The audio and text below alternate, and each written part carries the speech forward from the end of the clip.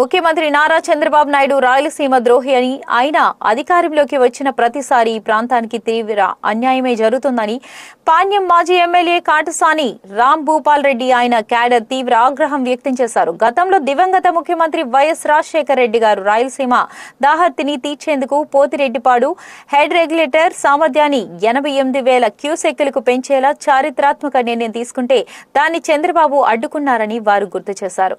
సీమ ప్రాజెక్టుల పట్ల చంద్రబాబుకు మొదటి నుంచి ఉన్న వివక్షత ఇదే నిదర్శనమని ధ్వజమెత్తారు. గత వైఎస్ జగన్మోహన్ రెడ్డి ప్రభుత్వ హయాంలో రాయలసీమ ప్రయోజనాలే పరమావధిగా రాయలసీమ లిస్ట్ ఇరిగేషన్ ప్రాజెక్టును ప్రతిష్టాత్మకంగా చేపట్టారని శరవేగంగా పనులు జరిపించి దాదాపు 80% పూర్తి చేశారని మాజీ ఎమ్మెల్యే కాటసాని రామ్ భూపాల్ రెడ్డి తెలిపారు.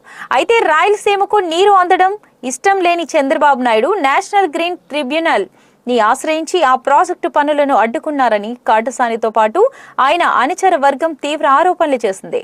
ఈ తెలంగాణ వాళ్ళు ఏ విధంగా డెడ్ స్టోరేజ్ వరకు వాటర్ తీసుకుంటున్నారు, అటువంటిది మనం కూడా పోతిరెడ్డిపాడు దగ్గర తీసుకుంటే తప్ప మనకు న్యాయం జరగదనే ఉద్దేశంతోనే మా నాయకుడు జగన్మోహన్ రెడ్డి గారు రాయలసీమ ఎత్తిపోతల పథకం పెట్టి మొత్తం 80% పూర్తి చేసిన తర్వాత కూడా వాళ్ళే ట్రిబ్యునల్కి పోయి మొత్తం స్టే తీసుకొని వచ్చి తర్వాత ప్రభుత్వం ఓడిపోవడం, రేవంత్ రెడ్డి చంద్రబాబు ఇద్దరు కుమ్మక్కయ్యి మొత్తం ఈ ప్రాజెక్టు నిలబెట్టినారని చెప్పి రేవంత్ రెడ్డి గారు అసెంబ్లీ సాక్షిగా చెప్పడం జరిగింది. అంటే చంద్రబాబు నాయుడు గారికి తెలుగుదేశం నాయకులకు ఏ విధంగా రాయలసీమ మీద అభిమానంతో వాళ్ళే తెలుసుకోవాలని కూడా విజ్ఞప్తి చేస్తూ మొత్తం మనం ఎందుకు మేము ఈ కార్యక్రమం ఏర్పాటు చేస్తామంటే రాయలసీమలో ఉండే ప్రజలకు రైతులకు అందరికీ కూడా ఒక అవగాహన కల్పించాలి.